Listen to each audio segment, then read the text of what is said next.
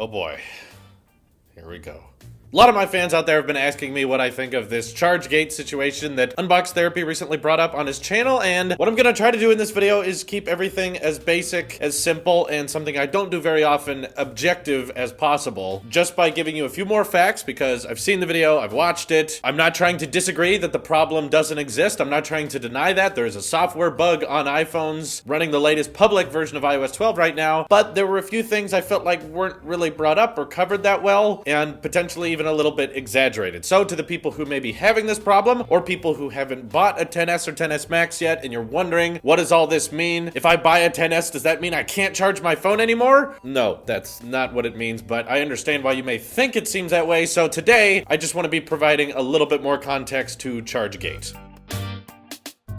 For one, I just want to thank Lou for trying to bring this up to Apple, because he has one of the largest tech channels, if not the largest tech channels on YouTube. So I respect Lou for trying to bring up this issue to the masses so that Apple can see it and hopefully fix it as soon as possible. So for that, Lou, I thank you very much. We've done a little bit of research on this problem ourselves at Tailosive Tech because we were very curious about this issue too, because I'm participating in the portless challenge, so I can't exactly test if my Mac suffers from this problem, which to those of you who didn't see the video and want to know what ChargeGate is, it simply means that a certain percentage of iPhone XS and XS Max, it simply means that a certain percentage of iPhone XS and XS Max users, when their phone is off and the display's not on, and they plug a lightning cord into it, it doesn't immediately start charging. The way to get it to start charging is to tap the screen or turn the phone on via the power button or raise to wake, and then the phone starts charging. So a little bit weird, right? It's a little bit awkward that the fact that if your phone is off and you plug something into it, it doesn't immediately start charging with the included 5-watt charge brick. But as you see in the video that Lou did, as soon as you tap the screen, then it starts charging right away. So that's the problem we're talking about here. He calls it a serious issue. I don't know if I consider that serious, because with our audiences we've been interacting with the actual owners of the iPhone Max and the XS, they say that this problem has been sporadic. So it's not a consistent issue. They can't necessarily recreate it. They're able to have it happen sometimes, and we've had many people on our brief Twitter poll say that, yes, this has happened to me, but I didn't really think anything of it until people started talking about it. But the most general chain of events that takes place is this. Someone's at the end of the day, they leave their phone display off, they plug the lightning cable into it, and they're used to the display lighting up and they're used to the phone vibrating. So they plug the lightning cable in, it doesn't vibrate, and they go, wait, is this charging? What's up? So they turn the phone on, they tap the display, they raise to wake, or they tap the power button, and then it starts charging, and then the user goes, oh, okay, it's charging now, and then they put it down. Admittedly, that's not how it's supposed to work. If you plug in your iPhone, it should start charging right away, even if the screen is off. Not trying to deny that this is a bug, I'm just trying to say, is this really a serious cataclysmic problem? For one, it's not happening to everyone. Clearly, there's a lot of users out there who are not able to replicate this at all. For two, to the few people it is happening to, they're not able to get it to happen consistently. So we did a little bit of research to see what is causing this to happen, and we actually don't think it's a software bug because we can't recreate it for every single iPhone XS and Max out there. We think it's actually a much smaller bug that has a lot to do with this new feature Apple's been introducing called USB accessories. So if you go into your Face ID settings in the settings app, there's a setting that's automatically toggled off on iOS 12 called USB accessories. What Apple made this for are the people who have designed gray boxes. If you don't know what gray boxes are, there's these devices that a company sells for thousands of dollars to the FBI or anyone out there who's stolen iPhones, so that you can plug a lightning cable into an iPhone and using brute force just hack into it, bypass the passcode. And the idea with the USB accessories toggle turned off is that when your iPhone is idle for an hour, so not unlocked, hasn't been charged, hasn't been touched, after an hour, the lightning port on the iPhone will be deactivated. So you cannot charge it and you cannot access data through the iPhone until it is unlocked again. So what we believe to be happening is, instead of this being an hour later and then deactivating the lightning port, it's instead happening much, much sooner than it's supposed to, because as you can see in the Unbox Therapy's video, he had all of the XS's on, which means they were not idle, and then he turned them all off. He wasn't even able to get every single one to behave in the same way, which further proves our evidence in our Twitter poll that not everyone is having this similar issue. So there is definitely a bug, I think, with the USB accessories toggle. A lot of people saying that instead of waiting for an hour to deactivate the lightning port, it's now waiting 20 seconds or much shorter amount of time. If your phone display is off and you're not using your phone for a long period of time and it's unplugged, the lightning cable will not activate right right away to prevent hackers from getting into it, people trying to unlock it with brute force. And if you're having this 10S problem that's really, really bugging you, the fact that if your phone is off, you plug a lightning cable into it, it doesn't charge right away, so you have to turn the screen on either by raise to wake, tap to wake power, and then it starts charging, then we recommend going into the settings and just turning on USB accessories. We've worked with a couple of fans on this and they've said that's fixed it, because obviously it bypasses that whole line of code that says, you know, lock down the phone, don't let anyone access it if it's been idle for a certain amount of time. Once you just remove that line of code, this bug is no longer present. So that's why we're thinking that this extra measure that Apple took to try to make your iPhone more secure, so that even if it gets stolen, or even if someone's trying to brute force unlock it with some of these gray boxes, they can't access your data because Apple cares about privacy and encryption. When working so hard on that, they didn't get it exactly right. There's a little software bug in it now, and that means that for some people, some of the time, when your phone is off, you can't plug it in and have it start charging immediately. You just need the screen to turn on now, which, like I said, doesn't really take that much extra time. And that's where I disagree with Lou on the idea that this is a serious issue. Personally, I feel like Unbox Therapy capitalizes a lot and gets a lot of views whenever he says anything bad potentially about an iPhone. Understandably why. He had a very, very huge viral marketing success back with Bengate, and now the fact that he's even stating in his videos, I didn't notice this problem, but other people emailed me, other people contacted me with this problem, and now I'm going to talk about that, I think is showing a little bit more of, can we find anything bad? Can we find something wrong with the 10S? And then once there is a problem, let's say there's a serious problem, this is huge, we found it, this is the new Bengate, we found it, ChargeGate. But honestly, I just don't really see how this is as big as an issue. What I would consider a serious issue is, for instance, your phone sending private pictures to people you know without you knowing about it. That, I would say, is a privacy interruption and kind of not okay. And if that happened to me and I was using a Samsung phone, when that bug was going around, I would be very annoyed and frustrated with that. See, the ChargeGate issue is that it's like a mild inconvenience. You plug in the phone and it doesn't buzz right away, so you're like, huh, that's weird. And then you look at the phone and then it starts charging and you're like, okay, it's fine now. Not exactly sure if I'd consider that major serious. It's definitely bizarre because I agree with you. Charging the phone should be a very basic task. We all understand that. But also, most of us are not having that problem. So if you find yourself defending the Galaxy products when I talk about, well, the Note 7 exploded quite often, you say, well, that didn't happen to that many people. Or some Samsung phones were sending out pictures to random people in your contact list for no reason. You'd be like, well, not that many people had this problem. Well, not a crazy number of people are having the ChargeGate problem. Even Unbox Therapy himself says he's been doing inductive charging so much, and there's a large percentage of users out there that simply just don't fit this specific situation of the phone screen being off and then plugging it in. We have people that are charging inductively very often. We have people using fast chargers, which, by the way, if you're using a 10 watt, 12 watt, or 29 watt fast charger with your iPhone, this problem isn't present. We've only been able to find this bug when you're charging with a 5 watt charge brick, which is the included charge brick. So I'm not trying to say that that's an uncommon situation. I'm just saying there's a large number of ways to avoid this. And even if you are some of the people who are affected by it, it's not consistent. It only happens some of the time. The people I'm working with who've said they've had this bug haven't got it to happen consistently. So yeah, it's like a mild inconvenience. But on top of that, if you're in the iOS 12 beta program, they've actually already fixed it. So we're also talking with some of our fans out there who have said they noticed this problem on iOS 12, then they enrolled in the iOS 12 beta program and are now running iOS 12.1, and the problem has gone away. So we're getting a large number of people in the beta program that are saying Apple knows this is a bug and they're hoping to fix it. They've already fixed it on the beta releases, and that means that as soon as the next public iOS 12 update is ready, which should be in a week or two, this bug will automatically go away. So I don't think it's exactly as drastic as a hardware problem like touch disease was in Bengate, because that was a hardware manufacturing problem. That's very hard to fix when you already have millions of iPhones out in the market. What we're talking about right now is not a hardware problem. It's software glitches, it's bugs, and this is iOS 12's first official release. So there has been much, much more bumpier releases of iOS before. Back in iOS 8 days, the first public iOS went out and everyone lost their cell service, which I think is way more noticeable and way bigger of a problem, whereas this is affecting a small number of people in a very specific situation. So that's why I wouldn't exactly consider it a serious problem, but saying it's a big problem sells pretty well, and that'll get a lot of people to watch your video. So I completely get why someone would want to do that. But I'm not trying to say that Lou is all evil people. I really want you to take that away from this. I don't think he's a bad YouTuber. I don't think he's a bad person. You don't need to all go over there and start commenting, you suck, Tailosive Tailosive Tech called you out. Please don't do that. That makes me look really bad, and I'm actually more annoyed with people who like me but make me look bad than I am with people I disagree with, because I can disagree with people easily. You may disagree with me now and say, no, Drew, this is a serious problem. Stop denying it. You're showing your prejudice bias, you absolute Apple shill. That's okay. You're allowed to disagree with me. I'm still gonna respect you at the end of the day. And I'm also not trying to say in this video that because I'm not having this problem, it's not a major one. I'm trying to look at our feedback and what people who are actually using the iPhone XS and XS Max are saying. And at best, the people who have been noticing it have said, I saw that once. I didn't really think anything of it because the phone didn't start charging. And then I looked at it and then it started charging. So it was kind of like, well, they'll probably fix that in a couple weeks. All I'm trying to say here is don't freak out. Don't be super bothered by the fact that some people might have this cataclysmic problem, because it's not that huge. It's very, very minor. And to be honest, I'm still mad at Apple because all of this could have been fixed if they just included fast chargers with the iPhones. If they would have included the fast chargers, I don't think we would have had this bug,